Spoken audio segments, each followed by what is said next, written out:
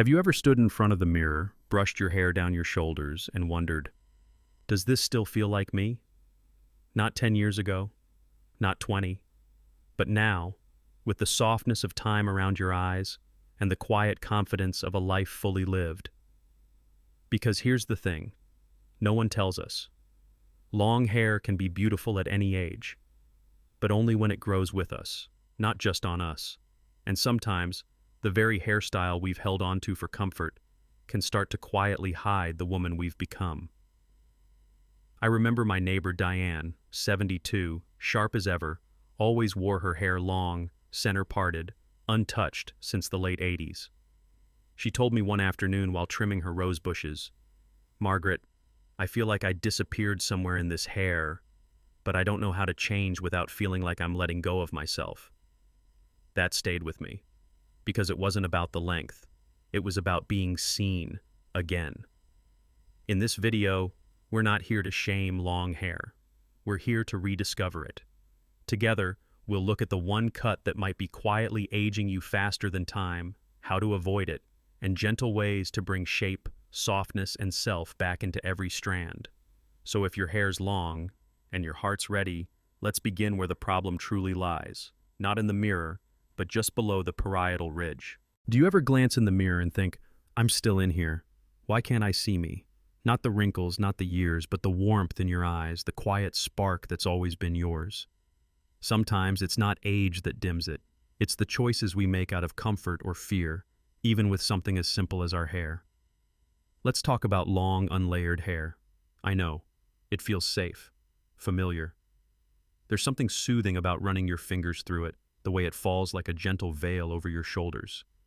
Many of us grew up believing that long hair equals femininity, youth, softness. So we keep it. We hold on to it. But here's the gentle truth. When hair becomes too uniform, too heavy, it can slowly start to work against us. The problem isn't the length itself. It's when that length lacks shape. No layering, no lightness, no intention. What we often don't realize is that hair, like clothing, either brings attention to the parts of us we love, or it hides them. Long, blunt hair has a tendency to pull the eye downward. It elongates the face in ways we don't always want after 60. It can make our cheeks look hollow, our necks disappear, and our expressions feel muted, even when our hearts are full of life.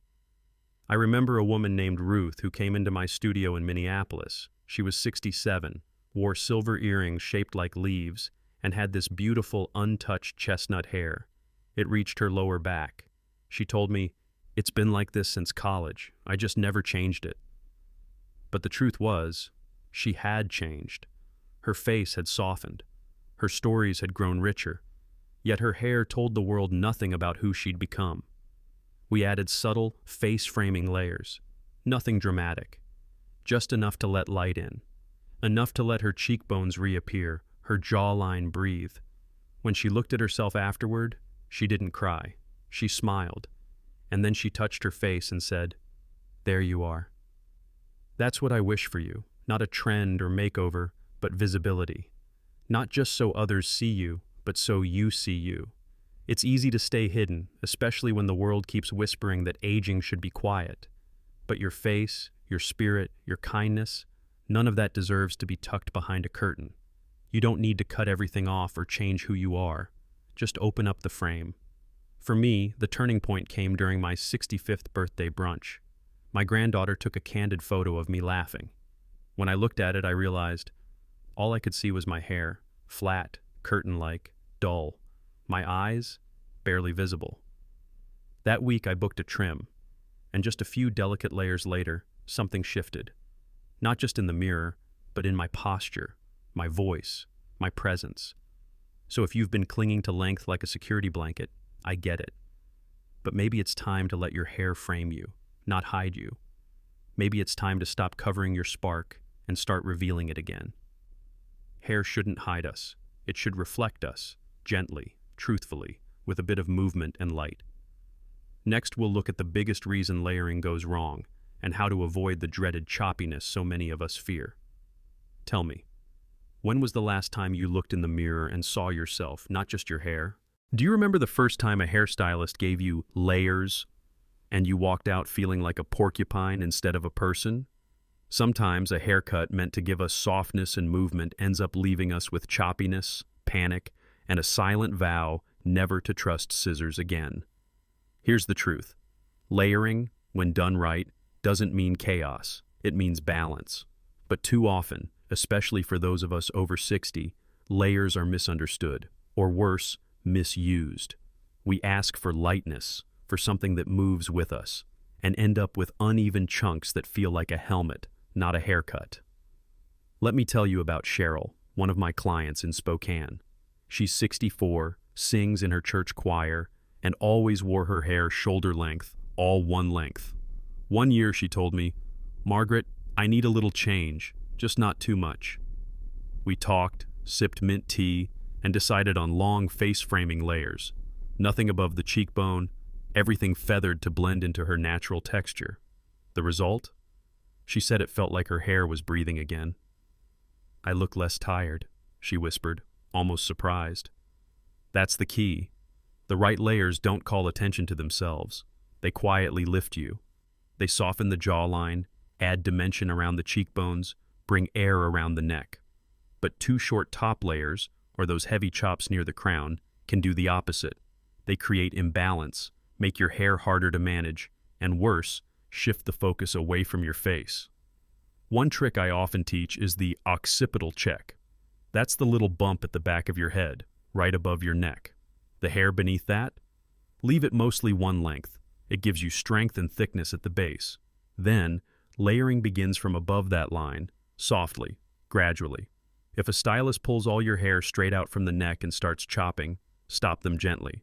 You're not a mushroom, and you shouldn't look like one. I've learned this the hard way. Years ago, after a stressful winter, I let a trendy salon in Portland talk me into a refresh. The stylist layered everything, including the back of my head. I looked like a puffball. Took 8 months to grow out. Now, I always ask, please don't layer below my parietal ridge. That one sentence has saved me countless times. Good layers should feel like movement, not mess. In the next part, we'll talk about how to avoid the top-heavy trap, and why the right front layers can bring back that spark in your eyes without losing length. So tell me, have you ever had a haircut that changed not just your look, but your trust? Do you remember a time when you walked out of the salon and the wind hit your face, yet something didn't feel quite right? Not the breeze, not the haircut, but the shape. Like the top of your head had taken on a life of its own, puffed up like a little toadstool, and no matter how you tilted your mirror or combed through it, it stayed mushroomed. This, my dear, is what I call the mushroom trap. It starts with good intentions, a little lift at the crown, a softening around the face, but somewhere between the scissors and the styling chair, things go awry. One layer too high, one snip too short, and suddenly your beautiful hair loses all its flow and gains that dreaded bell shape. It's not just unflattering, it's disorienting. Because when the frame of your face feels off, it's hard to feel like yourself. Let me tell you about Janelle. She's 67, lives in a small lake town in Wisconsin, a retired school counselor, quiet and gentle with a sense of humor that sneaks up on you. She came to me last spring after what she called a layering disaster. Her stylist had promised volume and freshness, but when she showed me the back of her head in the mirror, I winced, and she laughed. "I look like a cupcake," she said, shaking her head. "Frosting on top, flat everywhere else." It's a common story. Stylists often take the top layers too short, especially around the crown, thinking they're adding youth and lift. But when you're over 60 and your hair has naturally lost some density, those short layers don't behave the way they used to. They don't blend, they balloon. This cut throws off proportion. It draws attention upward and makes your face look heavier or more angular, depending on your bone structure. Worse, it visually shortens the neck and adds bulk where you don't want it. Women tell me, "I wanted soft movement, but now I feel like a mushroom in a wind tunnel." So, what's the solution? It starts with balance. When asking for layers, especially around the crown, always consider the length at the occipital bone, that rounded part at the back of your head. A good rule of thumb: lift a section from the back and hold it straight up. Your top layers should never be shorter than that point. This keeps the volume low and wide, not high and puffy. And remember, you don't have to avoid layers altogether.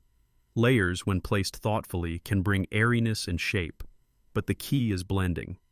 The kind that moves with your natural hair growth, not against it. The kind that feels effortless, not forced. I've fallen into the mushroom trap myself. A well-meaning junior stylist once told me, "Let's perk it up a little." 2 weeks later, I was investing in wide-brimmed hats. That's when I learned that more volume isn't always better. It has to be in the right places. The right haircut doesn't just flatter your face, it understands it.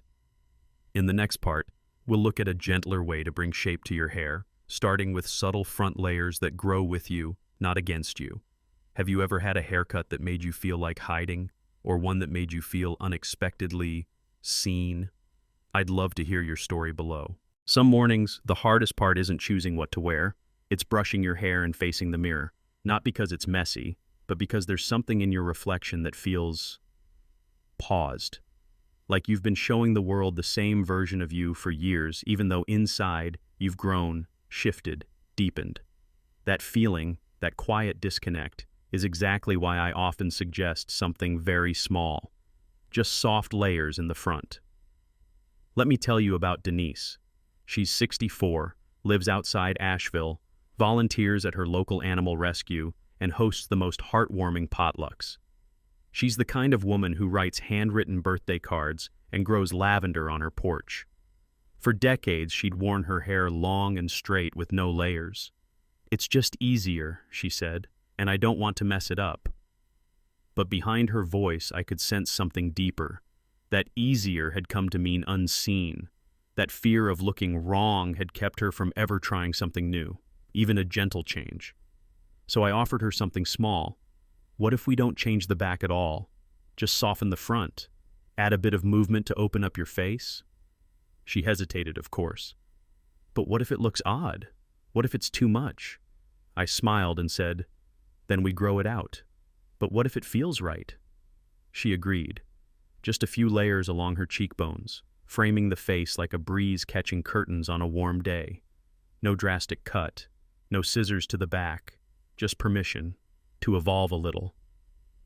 The next week, she showed up to our book club with that same long hair, but something had shifted. She looked the same, but more awake. Her smile reached her eyes faster, her presence somehow brighter.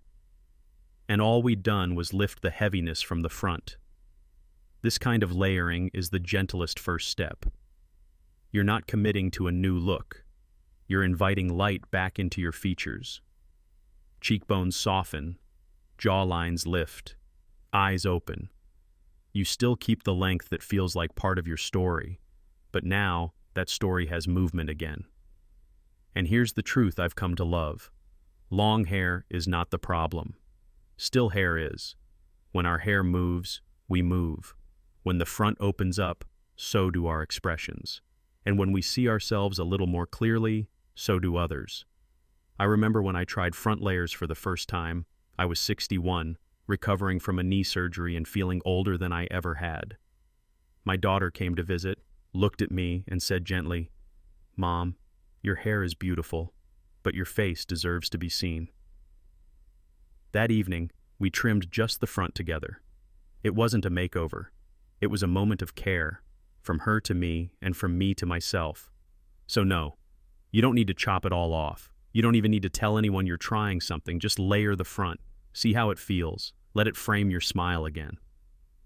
Sometimes the light comes back to your eyes, the moment your hair moves out of their way. Up next, I'll show you exactly how to test front layering at home, without cutting anything, so you can visualize it before making a single decision. Tell me, when was the last time your reflection surprised you? In a good way. There's a quiet moment we rarely talk about, standing in the shower, comb in hand, feeling how heavy our hair has become. Not just in weight, but in memory, in habit, in fear of change. One day, my friend Louise, 66, called me in tears after her high school reunion. She wore the same long, thick hair she'd always had. No layers, no shaping, just one length brushing her lower back. "Margaret," she said, "I looked like I was trying to be my 20-year-old self, but inside I felt tired, like I was carrying around a version of me that doesn't exist anymore." She didn't want to look younger. She wanted to look present, to feel light again, not just in appearance but in spirit. You see, long hair can be beautiful, but when it's all one length, with no movement, it begins to pull downward. Physically, yes, it can weigh on your scalp, flatten your crown, drag your posture. But emotionally, it can weigh on your sense of self. You stop seeing your features. Others stop seeing your eyes. You hide behind it, even if you don't mean to. The truth is, many of us keep our hair long out of loyalty to a younger version of ourselves. But at some point, it becomes less of a tribute and more of a trap. I remember when I cut 2 inches off my own ends, just 2, and added some subtle shaping around the shoulders. I didn't expect much. But that night, when I passed by the hallway mirror, I caught a glimpse of myself smiling, and it felt like someone turned on the light. That's the power of lifting the weight, not cutting off your history, but honoring who you are now. You can still wear it long, but when it's shaped to move with you, not against you, everything feels softer, kinder. Sometimes we think we need a dramatic change to feel new again, but more often we just need to let go of what's grown too heavy and trust that what remains will still be us. Letting go isn't losing, it's making room for who you've quietly become. Coming up next, I'll walk you through a simple at-home trick to preview that lighter, softer look. No scissors needed, just a mirror and a little courage. What part of your hair feels like it's been holding a memory too long? It's strange, isn't it? We've raised children, managed households, run companies. Yet sitting in a salon chair, we suddenly feel powerless. Why is it so hard to explain what we want? My neighbor Carol, 72, once told me she'd rather go to the dentist than the hair salon. At least at the dentist, she said, they numb you before they mess something up. She'd had 3 haircuts in a row where the stylist nodded politely, then chopped her layers too short. I always feel guilty asking them to stop, she whispered, like I'm being difficult. That hesitation? It's common, especially for women our age. We're taught to be easy, not demanding, to be grateful, not picky. But when it comes to how we present ourselves to the world, we deserve better than passive nods and silent regrets. The key isn't just finding the right stylist, it's finding your voice with them. One little trick I've learned: use your own body as a guide. Want the shortest layers to stop at your chin? Gently place your fingers there and say, nothing above this line.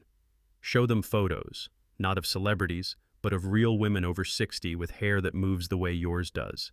And most importantly, speak about how you want to feel, not just how you want to look. Say things like, I want movement, not bulk, or I still want to feel like me, just lighter. The best hairstylists, they don't just cut, they listen, but only if we speak. And if one doesn't listen, that says more about them than about your communication. I've walked out of salons before, not angrily, just kindly, when I knew my needs weren't being heard. And the first time I said, this doesn't feel right, can we pause? I felt more confident than any haircut ever gave me. You don't need to speak loudly, just clearly, and for yourself. In the next part, let's return to the mirror, not for critique, but for reconnection. I'll share one gentle practice to help you see yourself anew. When was the last time you told a stylist exactly what you wanted and didn't apologize for it? Is there a drawer in your house that holds brushes, clips, maybe a curling iron you haven't used in years, as if it's waiting for the woman you used to be? I opened mine last spring. It was a chilly Sunday, and I had no plans. I wasn't dressing up for anyone, but something pulled me toward the mirror. I picked up an old round brush, plugged in a small blow dryer, and for the first time in ages, styled my hair slowly. No rush, no performance, just for me. It wasn't perfect. One side curled more than the other. But when I looked up, my eyes smiled back. You see, the softest changes, the ones that last, rarely start in a salon. They begin at home, in private moments, in gentle rituals that remind us, you still matter, and no one else needs to see it for it to be real. A dear friend of mine, Joanne, 66, told me she began brushing her hair differently after losing her husband. Not for anyone new, just to feel her fingers move through softness again. She said it felt like tending to something sacred, not vanity, but presence. Sometimes the first step isn't cutting or coloring, it's creating a small space of tenderness, standing in front of the mirror with soft lighting, playing the music you loved in your 30s, trying a new part, pinning one side gently back just to see your cheekbones again. I've learned that when we tend to ourselves in private, the world starts to respond differently, not because it sees something new, but because we do. Beauty doesn't ask for applause, it begins with attention. Next, let's talk about the closing moment, the mirror again, but not for judgment this time, for reunion. What's one quiet hair ritual you might bring back, just for you? When was the last time you looked in the mirror and truly smiled at the woman you saw? Not because your hair was flawless, not because the lighting was kind, but because for one brief moment you recognized her again. The one who used to dance while brushing her hair, who wore lipstick just to run to the post office, who laughed louder than she thought was polite. Over the past few minutes, we've explored layers, length, softness, and shape. But what we've really talked about is returning home to yourself. Each gentle adjustment, each thoughtful choice is less about looking younger and more about feeling whole. I want you to know, long hair isn't the enemy. Neither is gray, or softness, or age. The real loss happens when we stop seeing ourselves, when we dress, comb, and clip in ways that quiet us down instead of lighting us up. Let this be a return, not a reinvention. You don't have to chop it all off. You don't have to follow trends. But perhaps, tomorrow, you pick up the brush with a bit more tenderness.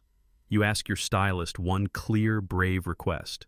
Or maybe you just wear your hair down again while sipping your morning coffee, just because it moves when you laugh. When we tend to the woman in the mirror, she starts to come back to life. So, what's one thing you'll do this week, just for her? Let me know below. I'll be reading, like an old friend who never stopped believing in you.